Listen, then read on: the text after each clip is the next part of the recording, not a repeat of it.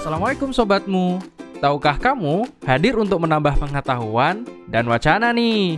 Untuk menyambut bulan Ramadan, hal apa saja sih yang perlu dipersiapkan? Kalau amalan khusus sebelum Ramadan kayaknya nggak ada ya. Amalan-amalan khusus sebelum Ramadan menurut saya baca Yasin, terus puasa, terus bersedekah. Amalan-amalan khusus mungkin mensucikan diri kali ya.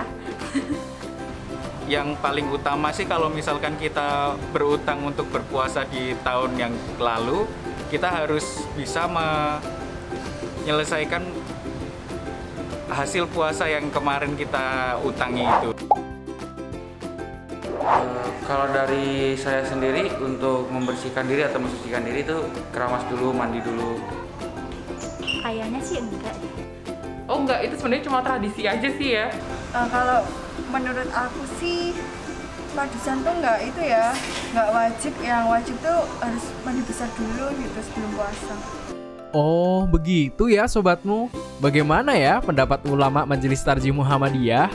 Berkenaan dengan persiapan sebelum datangnya bulan Ramadan, di dalam tuntunan Amaliyah Ramadan yang telah diterbitkan oleh Majelis Tarjih dan Tajdid Pimpinan Pusat Muhammadiyah, di situ disebutkan beberapa persiapan.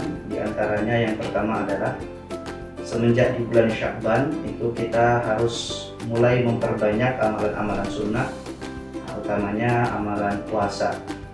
Hal ini berdasarkan hadis muttafaqun alaih yang berasal dari Aisyah radhiyallahu anha, di mana Aisyah itu menginformasikan bahwa beliau tidak pernah melihat Nabi SAW itu puasa penuh 1 bulan kecuali di bulan Ramadan, dan juga tidak pernah berpuasa sunnah lebih banyak selain di bulan Sya'ban.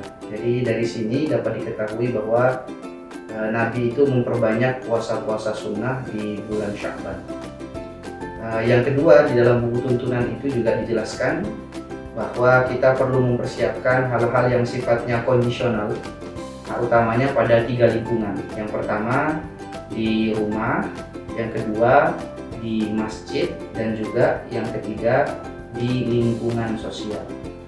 Nah, untuk tuntunan yang dikeluarkan pada masa COVID, ada juga tuntunan yang bersifat khusus, yaitu persiapan yang sifatnya perlengkapan untuk memenuhi protokol kesehatan agar ketika melaksanakan ibadah tersebut tetap jamaah menjaga diri dari bahaya COVID tersebut. Kita memang bisa mendapati beberapa kebiasaan dan tradisi para ulama yang sifatnya itu inisiatif dari ulama-ulama itu sendiri dalam rangka untuk mempersiapkan dirinya menjemput bulan Ramadan. Di antaranya misalnya adalah doa, ya. Salah satunya adalah Allahumma barik lana fi Rajab wa Sya'ban wa ballighna fi Ramadan. Ya Allah, berkahi kami di bulan Rajab dan bulan Sya'ban, dan sampaikanlah kami pada bulan Ramadan. Nah, begitu pula memperbanyak baca Quran. Bahkan diantaranya ada juga yang bersilaturahmi, ya, dalam rangka persiapan menyambut bulan Ramadan. Nah, ini sifatnya adalah amaliyah yang maslahat, amaliyah-amaliyah yang dilakukan dalam rangka kemaslahatan, tidak dalam rangka ibadah. Nah, berdasarkan kerangka itu, maka kita harus dulu memastikan tadi kegiatan padusan tersebut diletakkan di mana kegiatan padusan ini. Apakah diletakkan sebagai sebuah ibadah khusus ataukah hanya sebagai sebuah kegiatan sosial semata. Kalau dia merupakan ibadah khusus, maka dia harus memenuhi syarat-syarat. Syaratnya yang paling penting adalah berdasarkan dalil. Al-aslu fil ibadah al-butlan hatta yadulla dalilun ala wujubihi au nadbihi. Pada asalnya semua ibadah itu batal, tidak diperbolehkan sampai ada dalil yang mewajibkannya atau menganjurkannya. Maka kalau padusan ini dianggap sebagai sebuah ibadah, maka itu perlu ada dalilnya. Kalau tidak ada dalilnya berarti tidak ada tuntunan. Sementara kalau itu dijadikan sebagai sebuah kegiatan sosial yang tidak perlu ada ritual macam-macam, yang tidak perlu ada syarat-syarat tertentu misalnya gitu, dan kalau tidak melakukan juga tidak mendapatkan dosa, maka itu bisa dilakukan karena itu dalam kerangka kegiatan sosial. Ya, mungkin punya makna di balik itu, yaitu agar kita membersihkan diri kita. Nah, tinggal tentu kita harus objektif melihat padusan ini. Nah, apakah padusan itu dilakukan dengan ritual macam-macam? Nah, kalau ada ritual macam-macam itu tentu perlu dipertanyakan. Nah, dari mana dasar dari ritual tersebut? Intinya, kalau menggunakan pandangan manhaj tarjih, kalau itu bukan ibadah, atau kalau itu dianggap ibadah, maka harus ada tuntunan. Kalau tidak ada, berarti tidak perlu dilakukan. Oke, kembali kepada prinsip awal bahwa memang pada umumnya kita diperintahkan untuk memperbanyak amalan-amalan sunnah dan amalan sunnah yang bersifat umum seperti itu.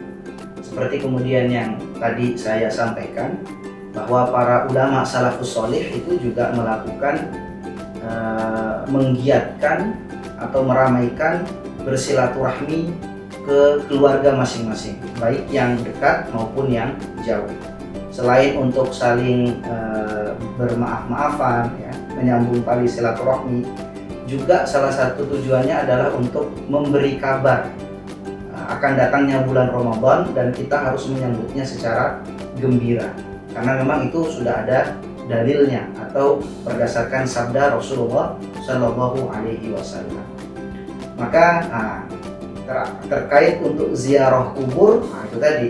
Jadi kalau hanya kita berziarah kubur dalam rangka amalan yang baik seperti itu, bukan sesuatu yang dikhususkan di bulan Sya'ban ini, harus ziarah kubur di bulan Sya'ban, dan tidak seperti itu, hanya dianggap sebagai sebuah amalan baik yang bisa dilakukan di bulan-bulan apapun, hanya saja memang bertepatan di bulan Sya'ban kita kemudian berziarah kubur, yaitu sah-sah saja dan merupakan hal yang baik, karena ziarah kubur itu juga merupakan hal yang diperbolehkan dalam syariat, bahkan dalam tataran-tataran tertentu disunnahkan sebab ada manfaatnya, yaitu mengingatkan kita akan kematian.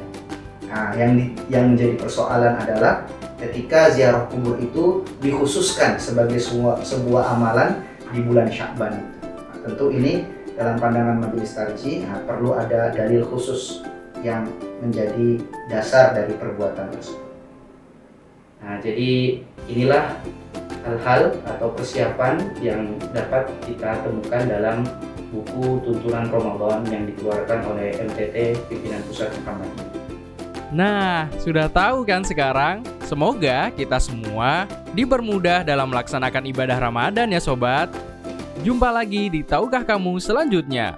Wassalamualaikum.